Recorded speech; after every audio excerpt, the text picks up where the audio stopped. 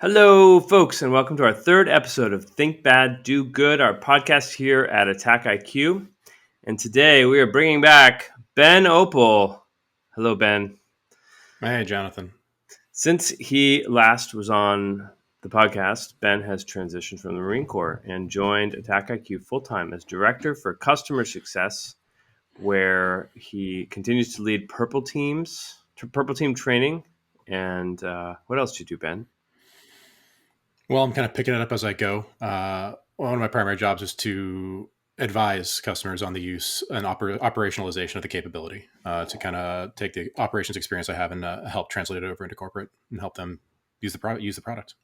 Yeah, which is awesome. So to that end, I think today I'm gonna spend a lot of time talking to Ben, asking Ben about his experience running cyber protection teams within the Marine Corps and the lessons he learned about threat-informed defense and how they can apply to the broader world in the corporate sector and in the public sector. How's that sound, Ben? Does that sound good? I like it. I dig it. Good. Sweet. This builds off a blog post that we did a couple weeks ago about lessons from our experiences working in the Pentagon and for the Department of Defense, Ben in the Marine Corps and me in the Office of the Secretary of Defense, and what we learned about threat-informed defense during that experience. And I'll just open with a brief comment about that on the basis of my understanding of history. And what happened after 9/11, after the intelligence failures leading up to 9/11, is the military and the intelligence community built much tighter bonds between the intelligence folks and the operators, and we call this the intelligence operations link.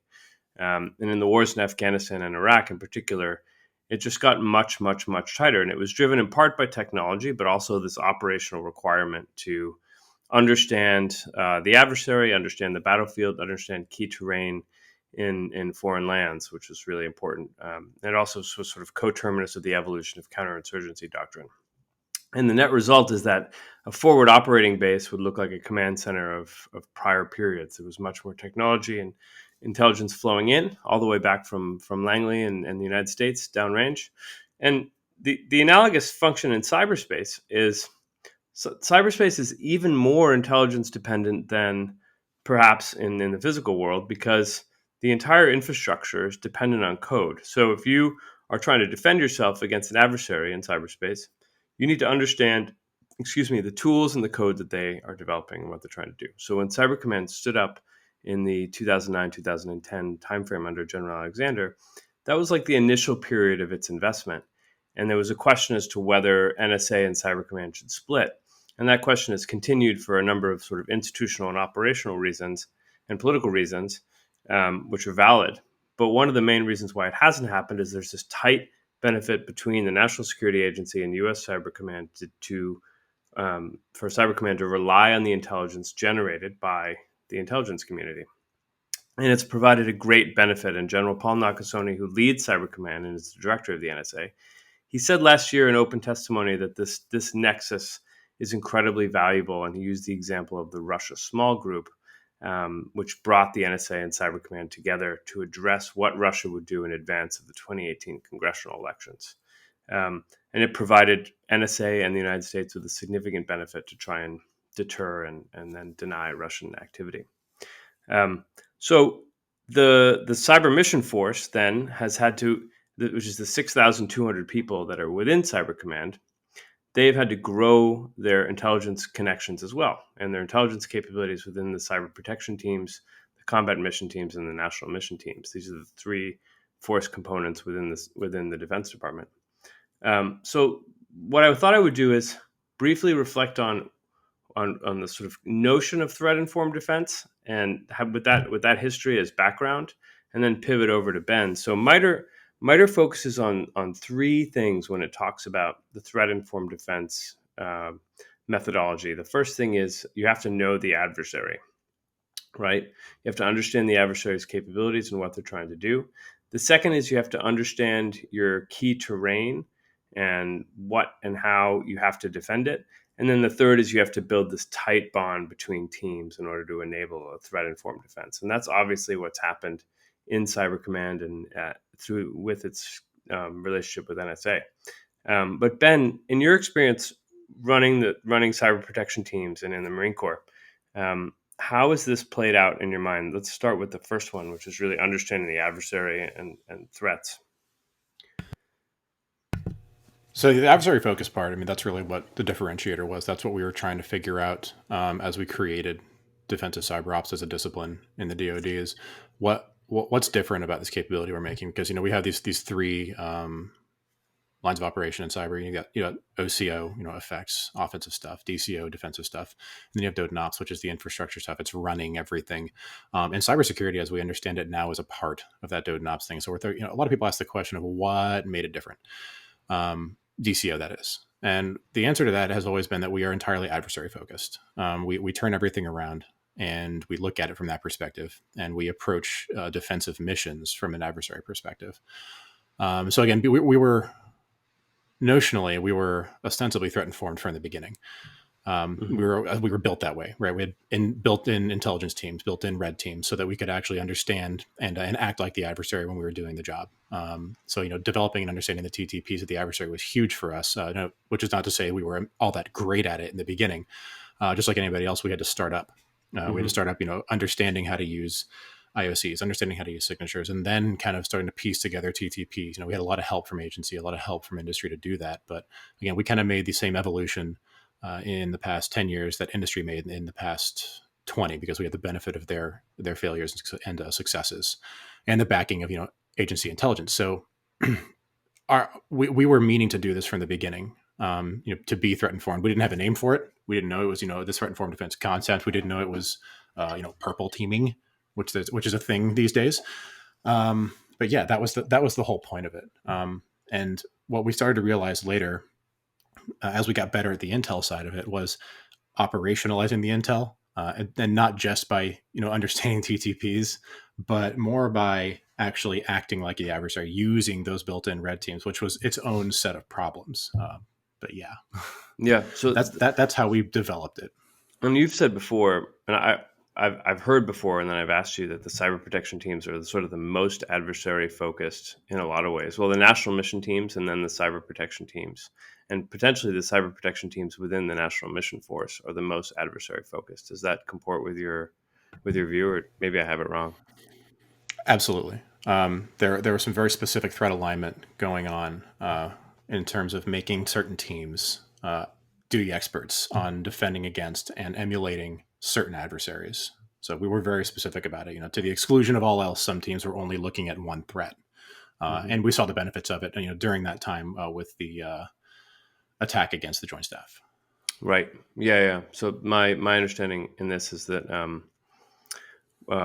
when I believe it was the Russian government penetrated the Joint Staff networks, the cyber protection teams of the National Mission Force were really the key enablers to booting them off. And they could turn and they understood the adversary, they understood the tactics, techniques, and procedures, and they could quickly find them and remove them from the network. And it was a great example in the evolution of that doctrine.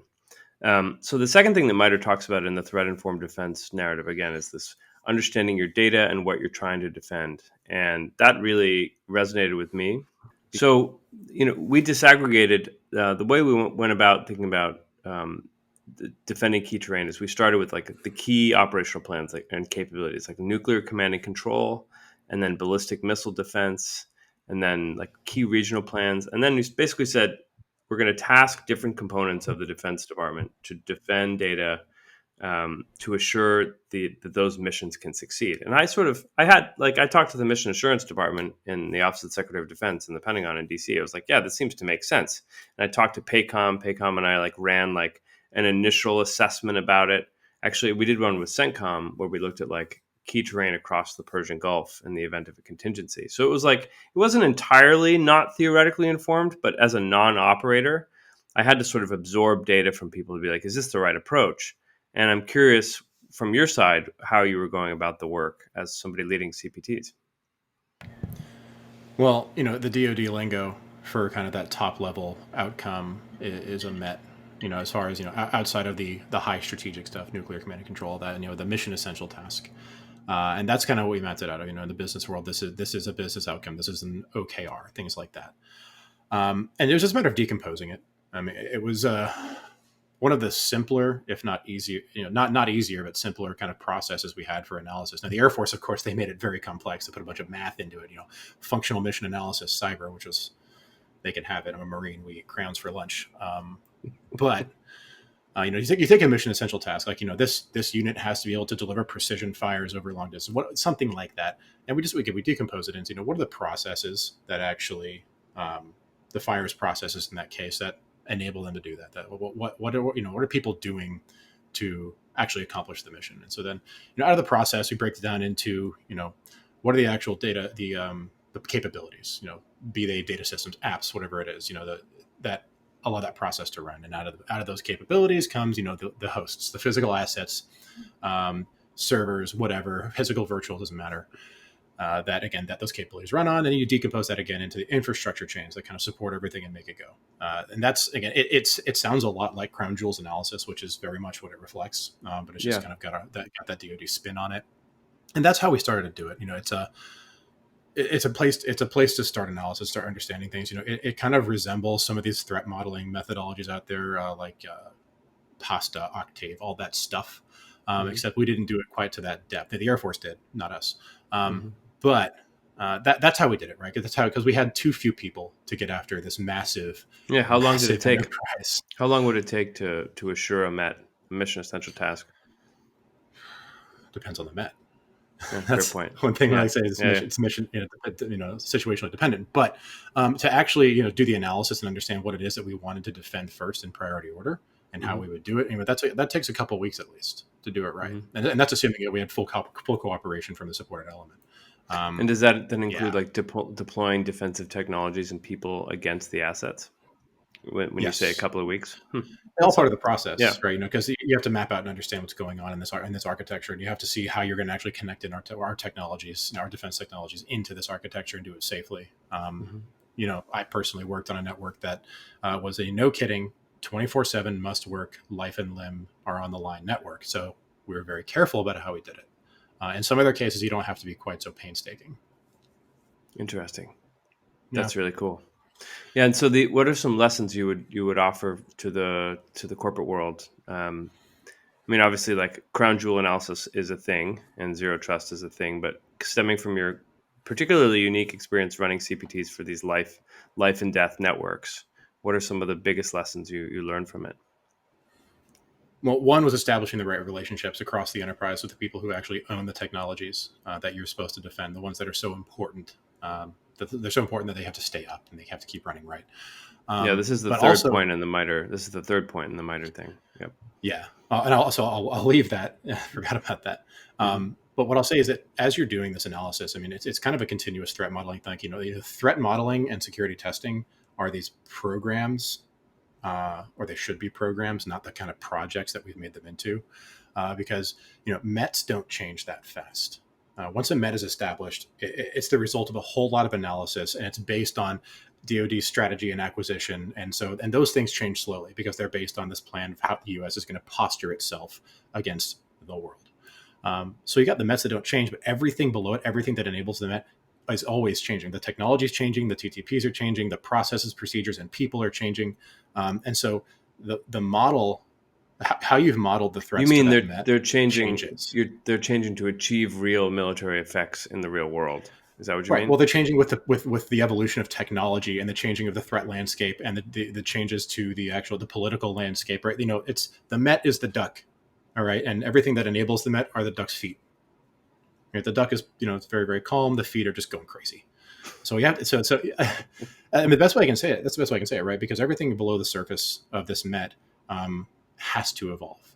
And so as security professionals, as defenders, or friendly attackers, we have to be continually reassessing that. And so, making what you do is making threat modeling and security testing a programmatic requirement throughout your organization is something that we discovered was very important because our threat models are always being updated. Yeah, that's a great point.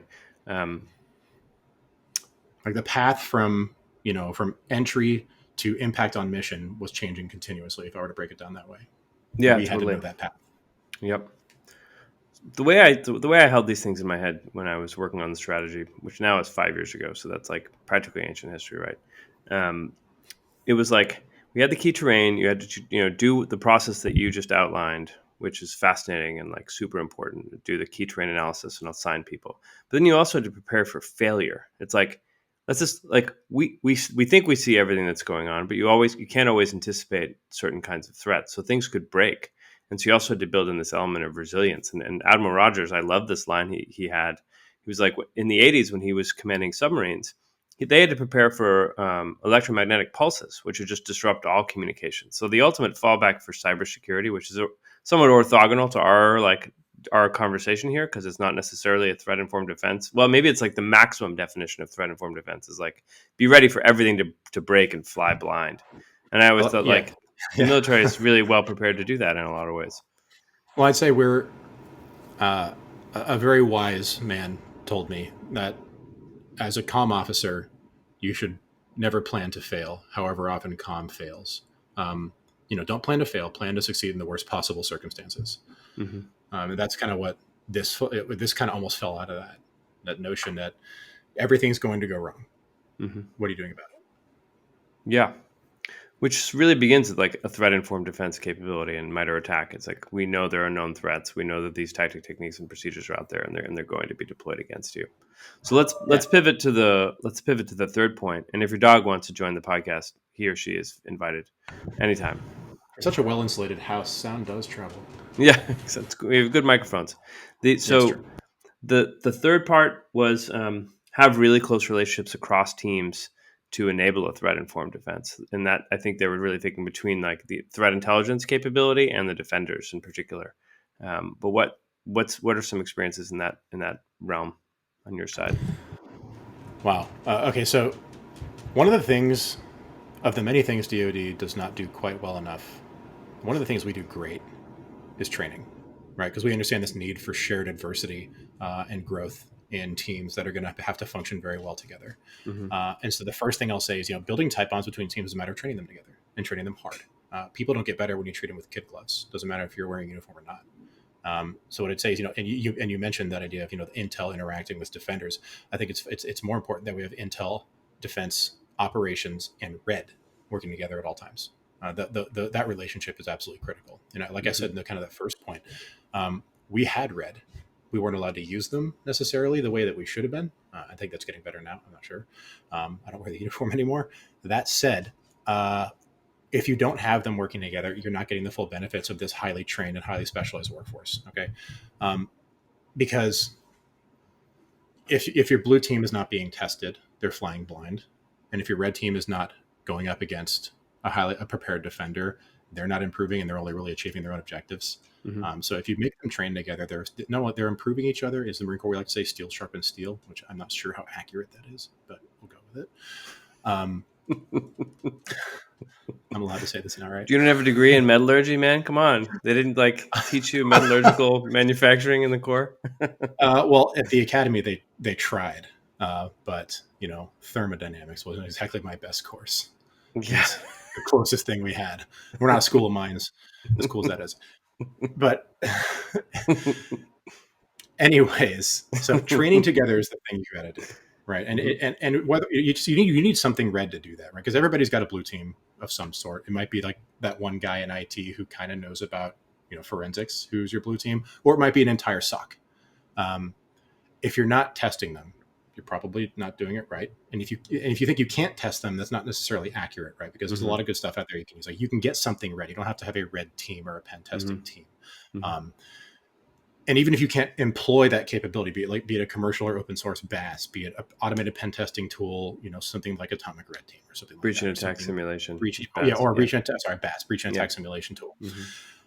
Even if you don't have those, if you have those things, you're not being allowed to use them. You can still use them to inform your processes. You can use them to train machine learning models. You can use them to just test your processes and people and see how they react to stuff, in a non-production way. But should we test in production? Of course. But I think that's the whole point, right? We have to introduce hardship. We have to introduce adversity to these teams and give them something close to a realistic look and make them do these things together.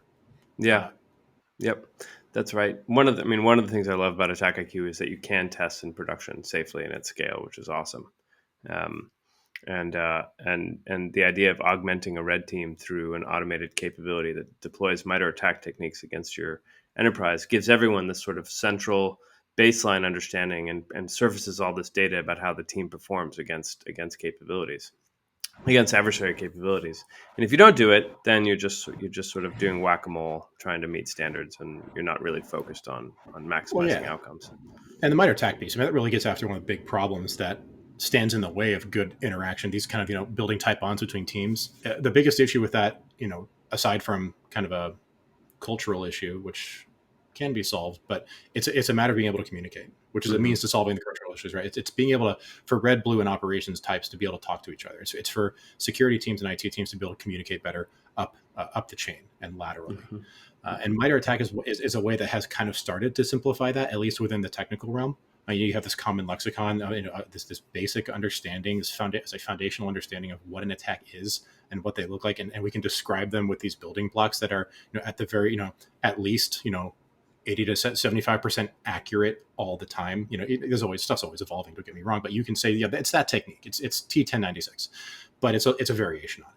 Yeah, yeah, Being yep. able to communicate that way was really important, because if we can decompose complex kill chains into something that allows us to align defense capabilities against them, and describe why we need investment in a certain detection, capability and a certain tool or appliance, we start to win more because people understand what we're doing, and we're able to demonstrate more that as defenders we care about the things they care about. Hey, we care about risk, right? Because this money that we want you to spend on this aligns to this set of risks that we have analyzed to be resultant from these techniques that we can defend against if you spend this money, right? That's Mm-hmm. the kind of place we're trying to go, and that's what something like MITRE ATT&CK helps with.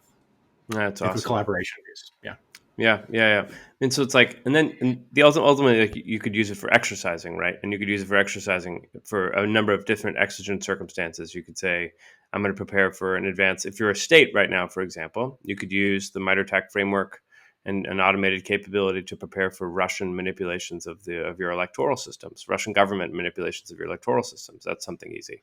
Um, there's all these different applications that you can use when you deploy these capabilities against your defense systems. One of the ones that I recently learned about, which I think is just so cool, is training machine learning and artificial intelligence capabilities to learn how to defend themselves and how to reconfigure themselves against threats. So it's like, if you can actually train the machines to behave a certain way against threats, then you can improve your internal behavior for them. Now, I don't actually know of like specific cases when that's happened. I know that they're out there, but I just think that's really cool, right? Like, it's kind of future focused. Yep. And the really cool part is that you can just create a training base for a machine learning algorithm out of something like a commercial BAS or our open source or any kind of automated pen testing program. You just throw it at it in a test environment, and then take that good that data set, that learned behavior, out into production. It's awesome. Yeah. Well, it's really neat. I hope everyone who's tuned in has benefited as much as I have from talking to Ben. Every time I talk to him, it's like, I feel like my brain expands. And one thing we should maybe do next time, because we're already at like 20 minutes now, is talk about future tech and things that keep you up at night. Actually, you know what? Why don't we just talk about that right now, since I already asked you? What are some things that keep you up at night from a future technology standpoint? What do you think the future holds?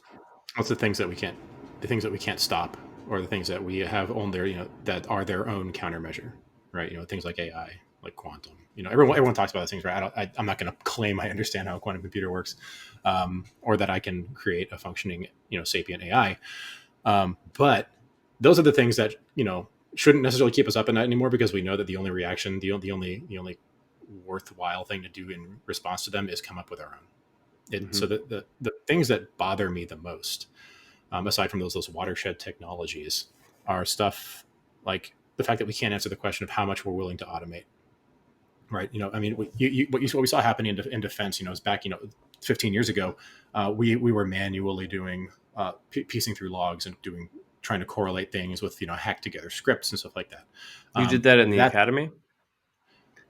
I mean, I did. I was an Yeah. IT major, but like in industry, right? That's what we were Mm-hmm. doing. We didn't have this breadth and depth of automated correlation and detection response capabilities. And I wouldn't say response so much, but correlation detection type stuff that we do now. So we've allowed ourselves to automate more of the thought, the thinking behind defense, right? I think we need to take the next step on that, right? Because are we willing to automate something like pen testing? like in a very meaningful, broad enterprise scale way, in order to actually meaningfully test our security, right? Because red teams, I love red teams, but my opinion on the red team is the red team is dead. Long live the red team, because we're not using them properly, and we'll only be able to use them properly if we start to automate away some of the pen test puppy mill stuff that they've been doing for the past 10 years. Mm-hmm. And by that I mean we have to take away all of some of the grunt work that goes into every pen test. And I'm not talking about the planning or the customer interaction. That's all that's never going away. Mm-hmm. I'm talking about the stuff that you can feasibly automate away, like certain elements of recon.